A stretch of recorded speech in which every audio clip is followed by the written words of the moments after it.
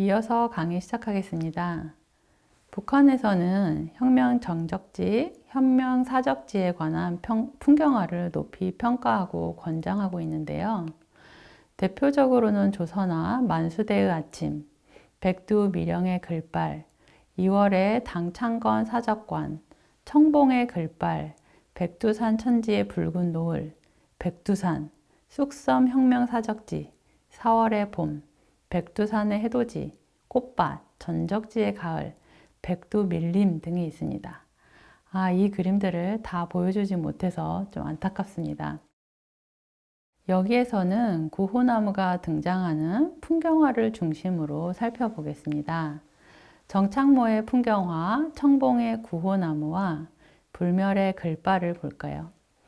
이 그림들을 눈여겨보지 않으면 그저 깊은 숲속이나 나무를 그려놓은 일반적인 풍경화처럼 보이지만 사실은 많은 정치적 풍경을 담고 있는 것입니다. 자세히 들여다보면 뚜렷하지는 않지만 구호나무의 문구들이 어렴풋이 들어가 있는 깎인 나무들이 보이는 것을 발견할 수 있죠. 이 구호나무는 일제강점기에 김일성의 항일 유격대원들이 나무에다가 조선 독립 만세, 김일성 장군, 백두 광명성 탄생, 백두대장 김정숙 등등의 구호를 적어 넣은 것을 말합니다. 북한에서는 처음에 빨치산 투쟁에 참가한 사람들이 회상기를 쓸 때 그들이 수경하던 곳에서 나무 껍질을 벗기고 조선 독립 만세라는 구호를 쓴 일이 있다라고 언급한 이후부터 도처에서 구호나무 찾기 운동이 벌어졌습니다. 구호나무는 1961년 양강도 삼지연군 청봉지구에서 항일 빨치산의 수경지 흔적들에서 최초로 19그루의 구호를 새긴 나무가 발견되었다라고 합니다. 북한에서는 1990년대 초반까지 구호나무 발견 사업이 대대적으로 이루어졌죠. 1990년 12월 말까지 99개의 시, 군에서 모두 12,800여 건의 구호나무를 발견했다라고 발표했습니다. 이렇게 발견된 구호나무들은 특수 유리관 속에 보관하고 있는데 구호나무에 주로 새겨진 구호 문구는 독립에 대한 내용, 김일성, 김정일, 즉 광명성의 탄생이죠. 그리고 김정숙, 백두산 여장군이라고 표기했습니다. 이런 김정숙 등의 구호로 찬양하는 내용을 담고 있습니다. 황장여 회고록에 구호나무에 대한 내용도 있죠. 한번 읽어보겠습니다. 구호나무 찾기 운동이 벌어지면서 도처에서 구호나무가 발견되었다. 먹으로 쓴 글씨가 어떻게 수십 년 동안 비바람을 이겨내고 그대로 보존되었는가? 북조선 전적지에서 발견되었다는 것도 황당한 거짓말이다. 김정일의 탄생을 광명성의 탄생이라고 하면서 김정일을 광명성이라고 지칭하고 있는데 이것은 김정일이 날 때부터 아버지의 직위를 승계할 운명을 타고났다는 것을 의미한다. 황장엽은 이러한 구호나무는 황당한 거짓말이라고 주장하고 탈북자들도 구호나무의 조작을 증언하고 있기도 합니다. 이처럼 구호나무 또한 기억을 새롭게 구성해내려는 시도라고 볼 수 있겠습니다. 기록에 의하면 북한의 구호나무는 1961년 삼지연군 청봉지구에서 최초로 19그루가 발견되었다라고 대대적으로 선전했는데요. 그런데 참 이상한 것은 정창모의 구호나무 그림을 살펴보면 작품 연도가 모두 1960년으로 기록되어 있다는 것입니다. 발견되기도 전에 이미 그림이 그려진 셈이지요. 작품 표기의 단순 오기일 수도 있으나 아마도 1960년에 구호나무를 발견 혹은 조작하고 1961년에 발견되었다는 선전을 했거나 홍보용으로 작품을 미리 그린 것이 아닌가 싶습니다. 이러한 오류는 대체적으로 구호나무에 대한 조작이 많다는 것을 의심할 수 있는 대목입니다. 이 정창모의 그림에 대해 북한은 매우 높게 평가하고 있습니다. 청봉의 글발, 백두미령의 글발은 항일혁명 투사들의 수령에 대한 무한한 충성심과 조국에 대한 열렬한 사랑, 원수에 대한 치솟은 격분 등을 표현한 구호나무를 형상한 풍경화로서 풍부한 사상적 내용을 안고 있다. 이렇게 평가하고 있죠. 이러한 조작의 의심에도 불구하고 북한은 구호나무를 항일혁명 투쟁의 대표적인 유물로, 그리고 더 나아가 수령에 대한 충성심과 조국에 대한 사랑이라는 사상적 교양으로 승화시키고 있습니다. 김성민의 90년대의 불사조들이라는 그림도 같이 보겠습니다. 이 그림은 풍경화라기보다는 기록화라고 할 수 있겠는데요. 구호나무가 등장하고 있어서 함께 살펴볼 수 있겠습니다. 이 그림은 1998년 3월 19일 한경남도 무제봉에서 농민의 실수로 산불이 나서 산불로 인해 불에 타고 있는 구호나무를 지키기 위해 조선인민군 해군 병력 17명이 불에 타 사망한 사건을 그린 것입니다. 이 사건 이후 사망한 해군 전사들에겐 공화국 영웅 칭호가 추서되었고, 북한에서는 이것을 지금도 영웅적인 행동으로 칭송하고 있습니다. 이 그림에 나타난 영웅적인 전사들은 인민의 환영적 신체를 재현하고 있습니다.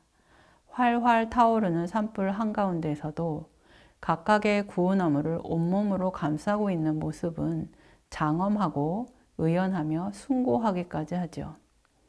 불구덩이 속에서도 공포스럽고 고통스러운 얼굴이라기보다는 신념에 찬 얼굴이라고 해야 할 것 같습니다. 에드먼드 버크가 말한 공포를 이겨낸 안도감, 즉 숭고미가 엿보인다고 해야 할까요? 그들의 자연적 신체는 이러한 불구덩이 속에서 두렵고 회피하고 싶고 고통스러운 신체를 갖고 있을 것이 분명한데, 그럼에도 이들의 환영적 신체는 불을 이겨낼 것만 같습니다. 그러나 안타깝게도 이들 17명은 결국 사망했고, 사망했으나 영웅으로 다시 살아남는 신체를 보여줍니다. 그리고 이로써 거짓말처럼 조작된 구호나무는 17명의 해군 병력이 목숨을 바쳐 지켜내야만 하는 귀중한 혁명 전적지이자 혁명 기록으로 자리매김하게 됩니다. 기억과 망각의 정치적 장치는 기존의 기억을 망각으로 보내고 새로 만들어진 기억을 전통으로 자리매김하는 과정이며, 이것은 무엇이 주체인지를 잊게 만드는 물화의 과정이라고 할 수 있습니다. 북한이 내세우는 사람 중심의 주체 사상은 인민이 주체임을 선언하는 것이지만, 실상 인민은 객체화되고 대상화되며 물화되는 것이죠. 붉은 하늘과 관련된 풍경화도 보겠습니다. 북한에서 도시와 농어촌에 관한 풍경화로는 조선화 강선의 저녁 노을, 내근강의 아침, 대고조로 들끓는 흥남, 700리 능선을 지나서 향도의 해발 아래 꽃피는 평양, 폐허 위에 솟아난 평양, 천리마 동상의 아침, 원해 어선단의 아침 등을 손꼽고 있죠. 이 가운데 정영만의 강선의 저녁 노을은 북한에서 매우 높은 평가를 받았고, 이후에 다른 그림에도 큰 영향을 미쳤습니다. 이 강선의 저녁 노을은 경애하는 장군님께서 손수 풍경화의 종자를 잡아주시고 시대의 본보기 작품으로 훌륭히 완성되도록 지도하여 주신 작품이기 때문에 더더욱 북한 미술에서 대표성을 띈다고 할 수 있죠. 이 작품이 거둔 중요한 성과는 무엇보다도 풍경화 형식의 조국의 사회주의 건설 모습을 새롭게 형상한 것이다. 그림에는 비록 사람이 등장하지 않았지만 강성의 노동계급이 밤에도 쉬지 않고 증산 투쟁을 힘있게 벌이고 있는 모습이 땅거리 지기 시작한 저녁의 노을과 더불어 잘 표현되고 있다. 거울처럼 잔잔한 대동강의 넓은 수면과 어둠이 깃든 대지에 검붉은 자태를 드러낸 강선 제강소의 건물마다에는 강철로 당을 받들어가는 노동계급에 충성의 열정인 양 불빛이 비쳐나온다. 굴뚝마다에서 세차게 피어나는 연기가 공장의 구내를 달리는 기차의 거센 숨결인 양 내어뿜는 증기는 마치 거대한 생명력을 지닌 듯 싶다. 바다에 떠있는 대선단처럼 웅장한 자태를 드러낸 수면 위에 빗긴 공장의 음영은 대고조로 들끓는 공장의 분위기를 더욱 돋구어주고 있으며 넓은 공간을 채운 붉은 저녁 노을은 노동계급의 충성의 마음인 양 더욱 붉게 타 번지고 있다. 우리 시대 풍경화에 걸출한 기념비적 명작인 조선화 강선의 저녁 노을은 주체 사상적 높이와 풍부한 예술성, 탐구된 회화적 묘사력으로 하여 전성기 우리 미술을 대표하고 있으며 우리 미술 발전의 리정표로 장식된다. 북한에서는 이 용해공들의 뜨거운 열정적 노동과 충성심을 정영만의 강선의 저녁 노을과 같은 작품으로 승화하고 세련화하고 있습니다. 특히 이 작품은 붉은 배경색을 매우 과감하게 사용함으로써 주목을 받은 작품입니다. 이 강선의 저녁 노을에는 구체적인 인민 노동자의 모습은 전혀 드러나지 않아 하나의 풍경화 같은 그림으로 보입니다. 하지만 사실은 강렬한 붉은 노을색의 배경은 강선 제철소의 뜨거운 용광로를 연상시키면서 노동자들의 힘찬 투쟁과 같은 노동을 연상케 하는 탁월한 은유를 보여주고 있죠. 즉, 이 그림은 노동하는 인민이 가시적으로 드러나지 않으면서도 강렬한 붉은색은 곧 인민 노동자의 불타는 마음임을 은유하며 세련되게 승화시키고 있는 작품입니다.